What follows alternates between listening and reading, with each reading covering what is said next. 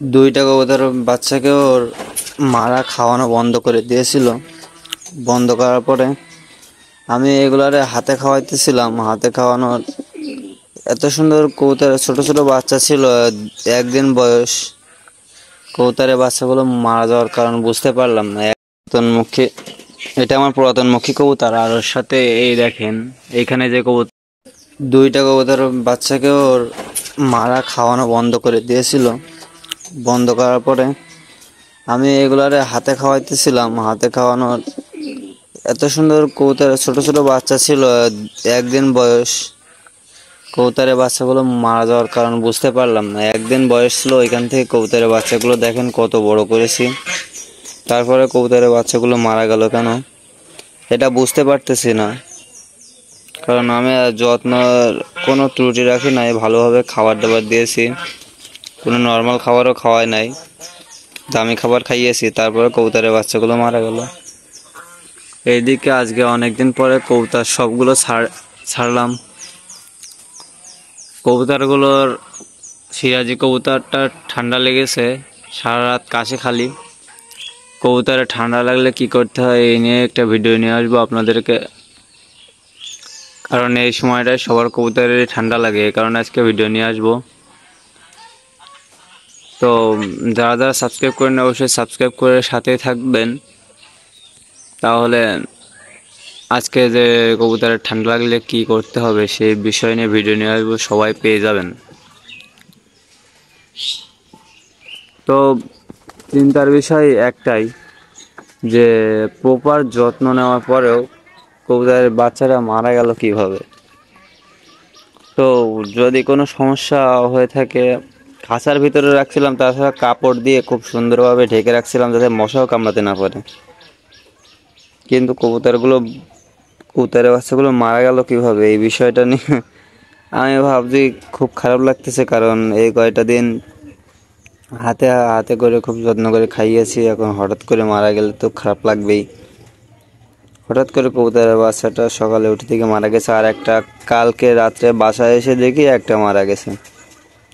3 বেলা proper খাবার দিতাম, তারপরেও মারা যাওয়ার কারণটা বুঝলাম না। দেখেন ছোট ছিল একেবারে বাচ্চাটা, 1 দিনের বাচ্চা, কত বড় হয়ে গেছে, বড় হয়ে মারা গেছে। এই কারণে খারাপ লাগছে, কারণ একটু বড় হয়ে মারা গেছে। ছোট অবস্থায় সমস্যা হলে আবার বেশি খারাপ লাগতো না, কিন্তু বড় হয়ে কবুতরের বাচ্চাগুলো মারা গেল। কবুতর সবগুলো ছাড়ার পরে ওরা খাবার না খেয়ে আগে উড়ে বেড়াইতেছে। দেখেন চালের পরে যে বসে আছে, খাবার খাচ্ছে না। অন্যদিন তো খাবার খাওয়ার জন্য ঝাঁপিয়ে পড়ে, আজকে ছাড়ার সাথে সাথেই চালের উপরে যে বসে আছে। এই যে মখী কবুতর, এটা চোখ উঠেছিল, এটা একদম পুরোপুরি সুস্থ। দেখেন আউল কবুতর, এগুলো নতুন যেগুলো আনছিলাম, এগুলো ঘরে ঢুকতেছিল না, এখন প্রতিদিন নিয়মিত ঘরে ঢোকে, কোনো সমস্যা হয় না। তো আমি যেভাবে আমার কবুতরগুলোর সমস্যার সমাধান করি, আমি আপনাদেরকেও বলার চেষ্টা করি। এই মখী কবুতর যখন অসুস্থ হয়েছিল তখন বলেছিলাম যে আমি সুস্থ করব এবং প্রপার ওষুধ আপনাদেরকে দেবো। তখন আপনাদেরকে চোখ ওঠার জন্য যে ওষুধ ব্যবহার করতে হবে এটা দিয়েছিলাম। আমার কবুতরগুলো এখন সুস্থ হয়ে গেছে, আশা করি আপনাদের কবুতরগুলো সুস্থ হয়ে গেছে। পুরাতনমুখী, এটা আমার পুরাতনমুখী কবুতর। আর ওর সাথে এই দেখেন এইখানে যে কবুতরটা আনছি, ওই যে লাল, ওইটা হচ্ছে ওর জন্য জোড়া আনছিলাম।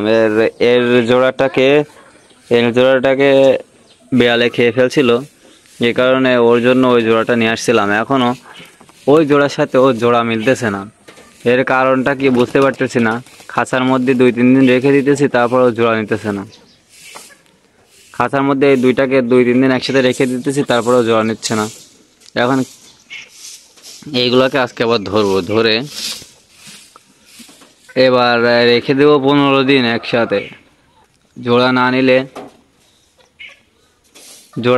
জোড়া নিতে বাধ্য করব। কারণ কবুতর এটা তো অসুস্থ ছিল, এই যে এই মখী কবুতরটা অসুস্থ ছিল।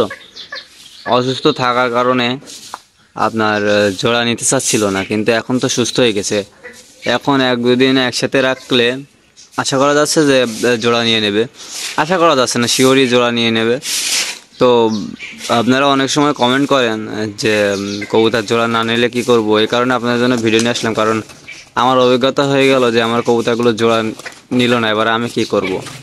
সেক্ষেত্রে আমার এই কবুতরটাকে আর এই কবুতরের সাথে এখন তো সুস্থ হয়ে গেছে, সে কারণে একসাথে রাখবো, ইনশাল্লাহ জোড়া নিয়ে নেবে। আপনাদের কবুতর যদি জোড়া না নেয়, তখন আপনারা খেয়াল করবেন যে কবুতর সুস্থ আছে কি।